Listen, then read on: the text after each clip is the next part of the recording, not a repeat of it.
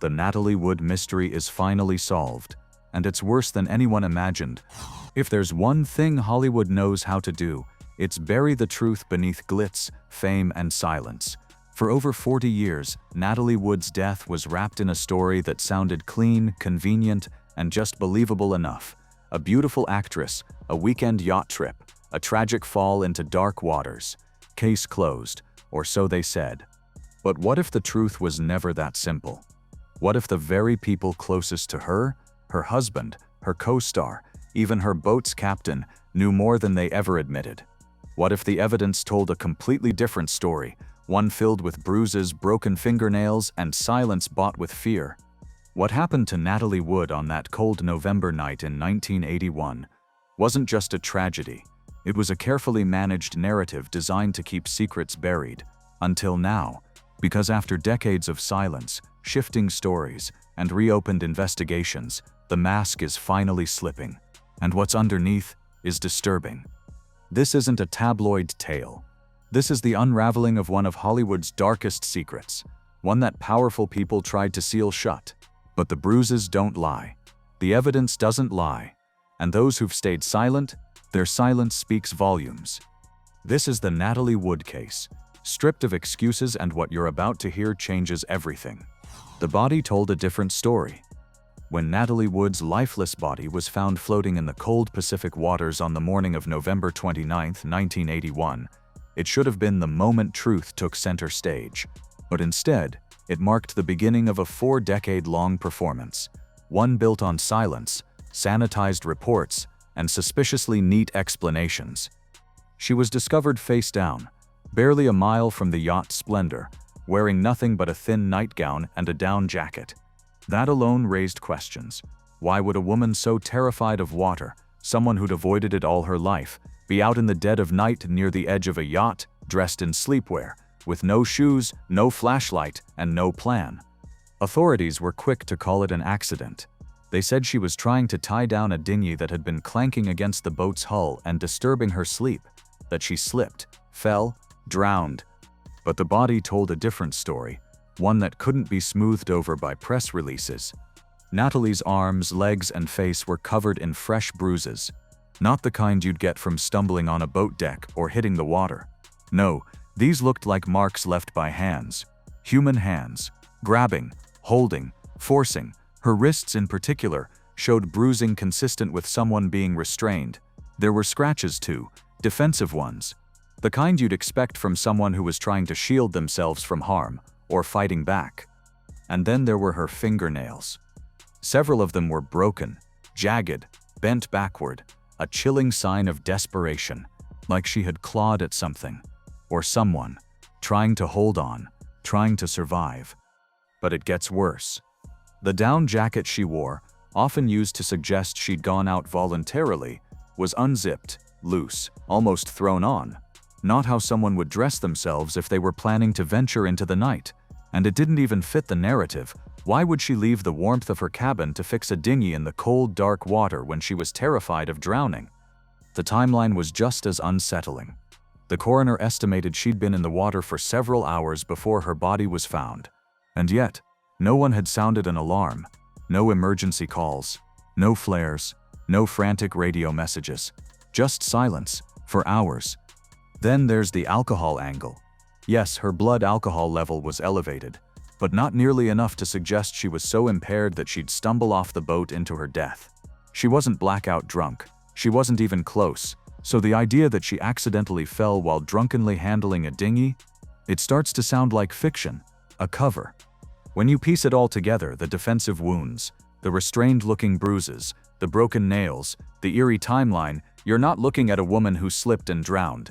You're looking at a woman who may have fought for her life.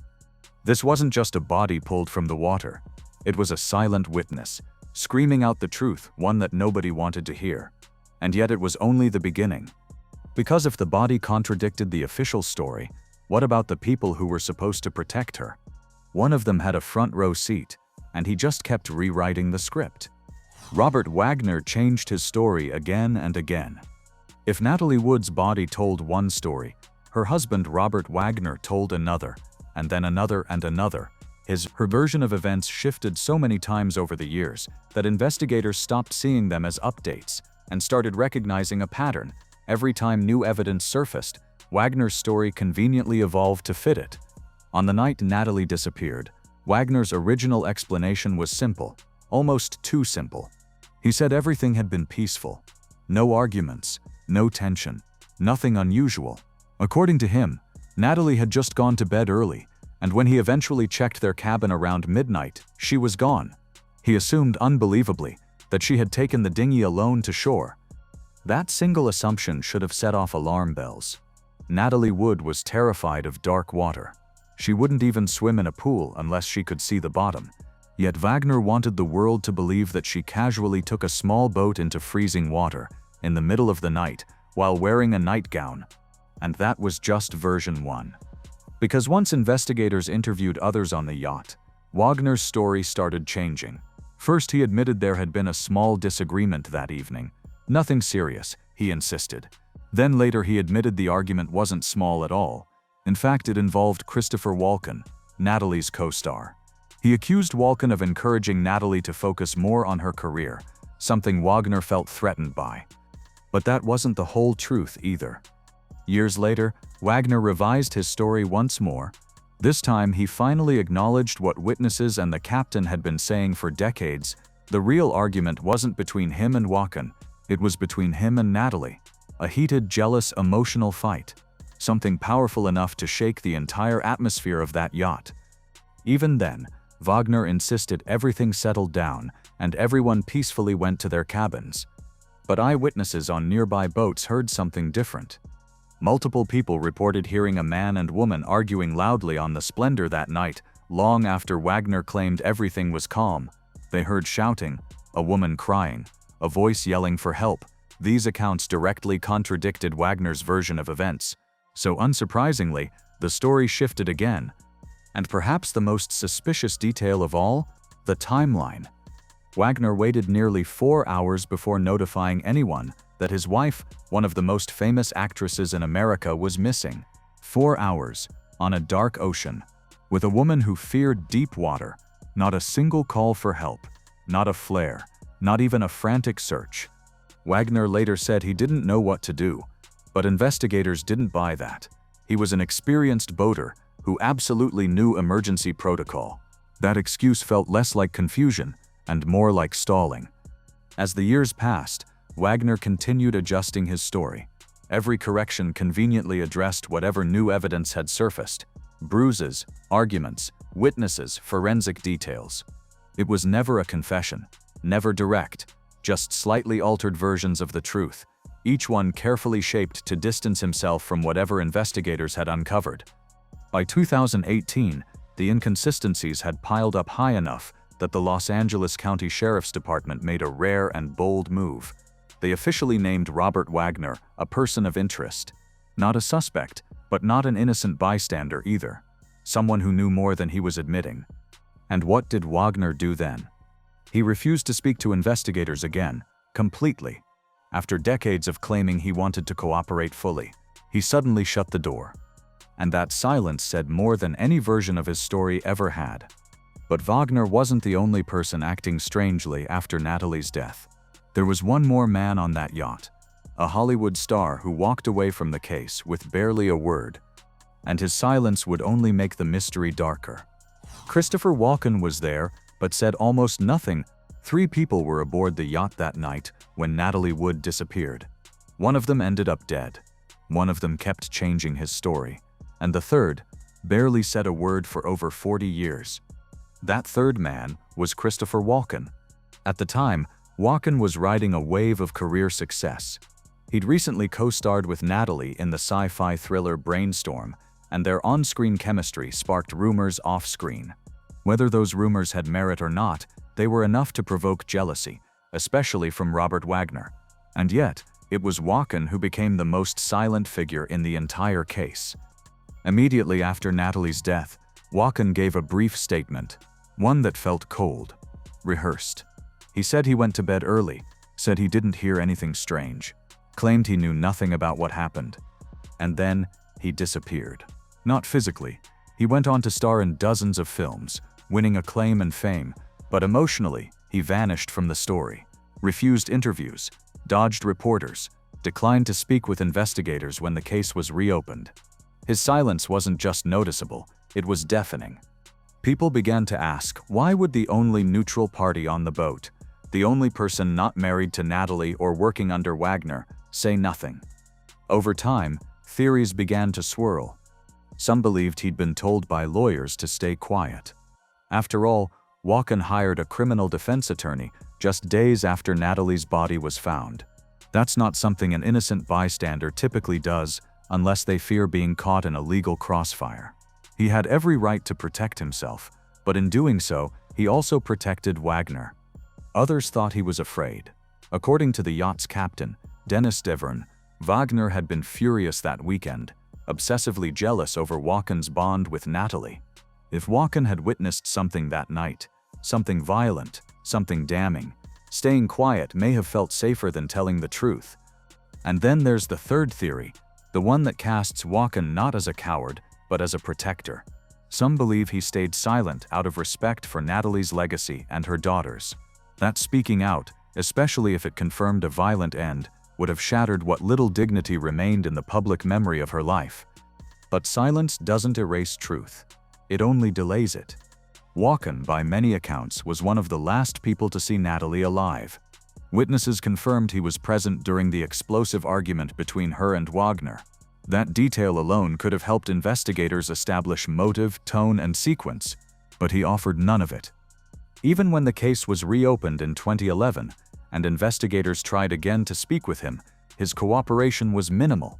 Yes, he eventually agreed to a brief conversation, but according to law enforcement sources, he still shared nothing of real value. No details, no clarifications, just vague recollections and convenient forgetfulness. And yet Walken kept thriving, kept working, kept building a legendary career while avoiding the one story that might define him forever if he chose to speak. 3 people went out on that boat. 1 didn't return, 1 rewrote history, and 1 just stayed quiet. But the last man aboard the Splendor wasn't a Hollywood star. He was a working man, a captain hired to steer the ship. And he'd been quiet too, until one day, he couldn't live with the silence anymore. What he revealed next would shake everything. The boat's captain broke his silence and accused Wagner. For nearly 30 years, Dennis Devern played the role he was expected to play, the loyal captain. He followed orders, kept quiet, repeated the official story. After all, Robert Wagner wasn't just a grieving husband, he was also Devern's employer. Speaking out wasn't just risky, it could have destroyed him. But the truth has a way of gnawing at the soul. And in 2011, Devern finally cracked open the silence that had buried Natalie Wood's story for decades. When he broke his silence, he didn't just whisper, he detonated. In a nationally televised interview and in his book Goodbye Natalie, Goodbye Splendor, Devern accused Robert Wagner of far more than just withholding information. He painted a picture of a man spiraling into rage, a jealous husband watching his wife bond with another man, and a terrifying escalation that ended in tragedy. According to Devern, the night started with tension but turned explosive. Wagner had been seething over Natalie's closeness with Christopher Walken, and after dinner, it boiled over. Devern says Wagner smashed a wine bottle, not accidentally, not out of clumsiness, but in a violent burst of jealousy. His target? Walken. Walken retreated to his cabin, but Natalie didn't. Devern says she and Wagner continued to argue not quietly, but loudly, heatedly, violently. The fight moved from the interior of the yacht to the deck. Then, silence. That silence haunts Devern to this day. Because when he went to check, Natalie was gone. And Wagner? He was standing there alone. Devern says he immediately suggested calling for help, launching a search, radioing the Coast Guard. But Wagner shut him down. "We're not doing anything," Wagner allegedly said. "We wait." For 4 hours they did nothing. 4 hours that could have saved her life, if she was still alive in that cold water. 4 hours where her screams, if any, were met with deliberate inaction. 4 hours where a call for help was withheld on purpose. But it wasn't just inaction. Devern claims Wagner told him to stick to the story, "Get your story straight," he said. "She went missing. She must have slipped. That's what you tell them." And Davern did. For years he told that story. He played his part, until the guilt became too heavy to carry. When he finally told the truth, everything that didn't make sense suddenly started to line up. The bruises, the broken nails, the delay, the silence. Davern's testimony filled the gaps Wagner's evolving stories couldn't explain. It offered motive, conflict, timeline, and intent. Of course, skeptics were quick to question his motives. Why now? Why speak out after all these years? Was it about a book deal? Revenge? But Davern's account wasn't wild speculation. In fact, it matched many of the forensic findings that had emerged when the case was reopened. His description of Wagner's rage, of the shouting, of Natalie's disappearance, it all echoed what nearby boaters had heard that night. One witness even recalled hearing a woman scream for help, a detail the original investigation had ignored entirely. Davern's revelation didn't just reignite public interest. It forced the LAPD to do something they hadn't done in 30 years. Reopen the case. And what they found next didn't just confirm Davern's story. It made everything much, much worse. The case was reopened, and what police found was damning. For 30 years, the Natalie Wood case sat like a sealed vault, closed, untouched, and labeled accidental drowning. But in 2011, that label was ripped off. And what spilled out wasn't just cold case paperwork, it was buried truth. The Los Angeles County Sheriff's Department didn't reopen this case on a whim. They did it because the story no longer made sense. Dennis Davern's explosive reversal had blown a hole through the old narrative, and new witnesses were starting to talk. People who'd stayed quiet in 1981 were now ready to say what they really saw, what they really heard. Investigators started fresh, and this time, they had better tools, better science, and fewer reasons to look the other way. The first thing they examined? Natalie's body. Her bruises weren't just unexplained anymore, they were reclassified. Forensic experts determined that the injuries on her wrists, arms, and face weren't the result of falling into water. They were inflicted before she entered the ocean. That changed everything. Because if she was already bruised and battered before she drowned, then she didn't just fall. Something else happened. The LA County coroner took a bold step. They amended Natalie's official cause of death.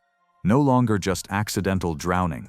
Now it read, drowning and other undetermined factors. A legal way of saying something's not right here. And it wasn't just the body that told a different story. The timeline did too. Investigators re-examined logs, boat records, witness interviews, and that 4-hour delay before Wagner called for help stuck out like a red flag. They spoke to people on nearby boats in Catalina's Isthmus Cove. Several of them admitted they'd heard a woman's voice calling out that night, yelling, pleading, "Help me," over and over, until it stopped. And those cries, they weren't just whispers in the night. They were never followed up on in the original investigation. No formal interviews, no official statements, just ignored. Even the dinghy, the small boat Natalie supposedly tried to fix, turned up more questions than answers. It was found the next morning gently beached near the shore. The oars were still neatly stored inside. No sign of struggle, no rush, no damage. If she'd been panicking, trying to escape, or even just clumsily adjusting it, none of that matched the picture. Then came the final blow, the condition of Natalie's fingernails. Broken, jagged, snapped backward, the kind of damage caused when someone is clawing for survival, trying to hold on, not slipping, not drifting, fighting. The harbor master who pulled her body from the water added another chilling detail. He said Natalie looked like someone who had tried desperately to climb onto something before giving up.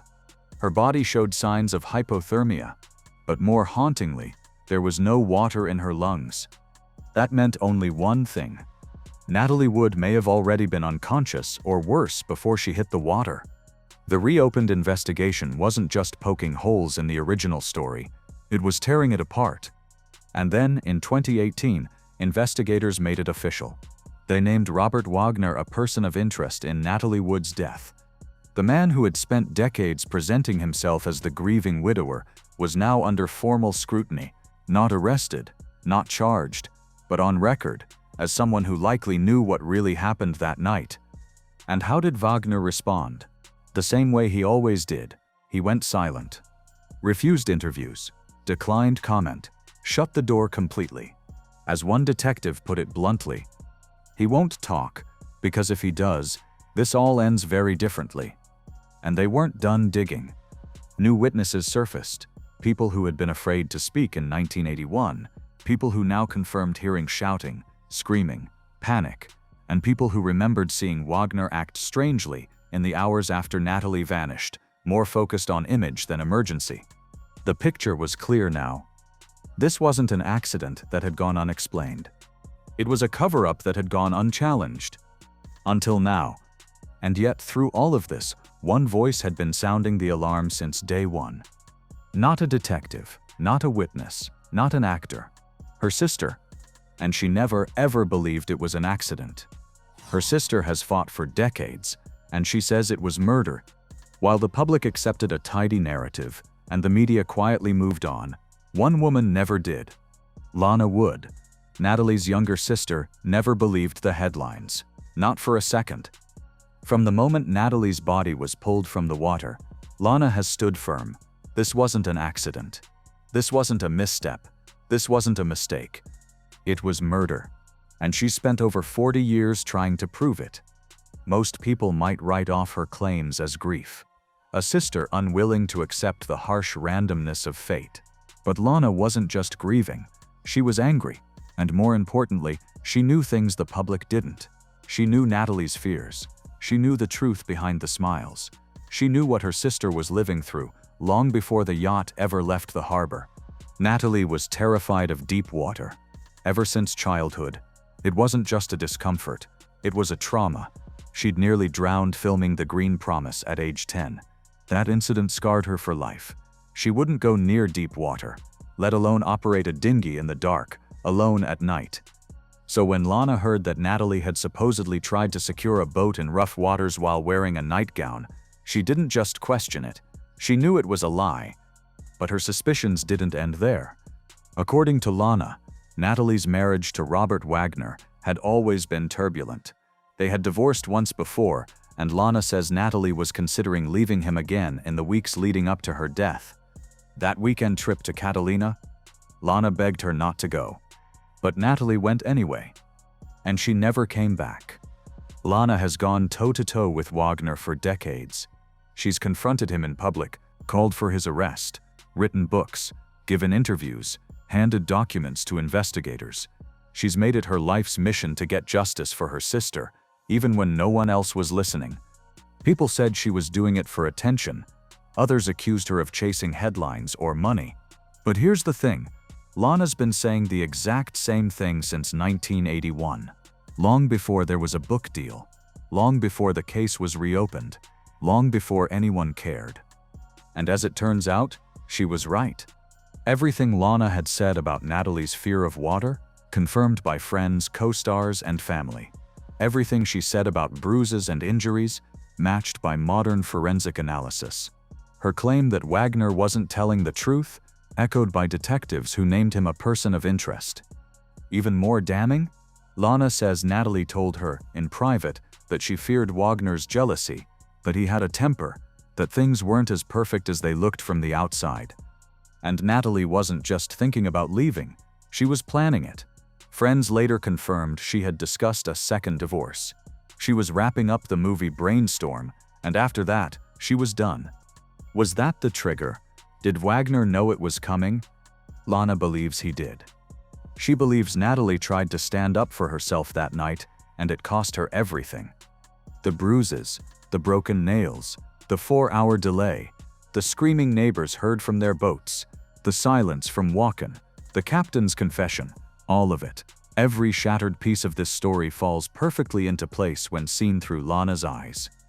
To her, Natalie Wood didn't drown by accident. She was silenced. And for over 4 decades, the people who knew the truth chose to stay quiet, while Lana refused to stop shouting. And now, finally, the world is listening. But the real question remains. Was it all just a tragic accident, Or a cover-up so calculated it fooled the world for 40 years? Let's bring everything together.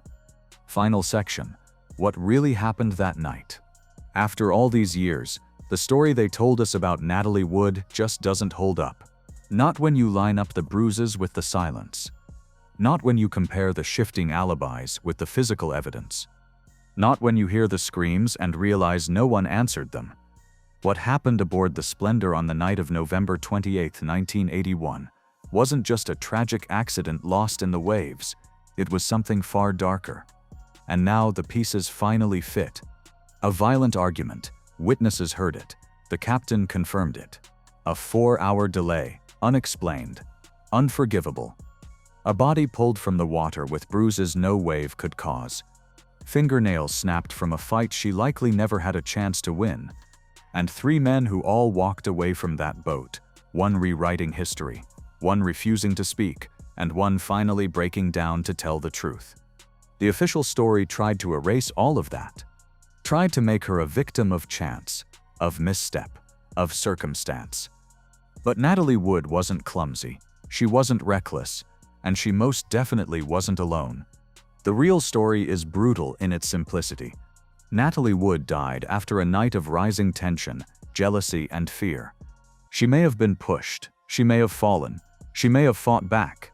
But what undeniable now is that help never came. They waited, they watched, and they let her slip beneath the surface. And when she was finally found, they locked away the truth behind a carefully polished myth, aided by influence, reputation, and time. But time didn't wash it away. Because people remembered, the evidence remained, and some refused to stay silent. Dennis Davern told the truth. The coroner changed the cause of death. Witnesses came forward. The LAPD reopened the case. And her sister Lana Wood never let it go. The truth doesn't always arrive with handcuffs or trials. Sometimes it arrives in whispers, in documents, in bruises and broken timelines. It arrives in persistence, from the people who refuse to forget. Legally, Natalie Wood's case remains unsolved. But in the eyes of the public, and in the hearts of those who followed this case, the verdict is far more clear. This wasn't an accident.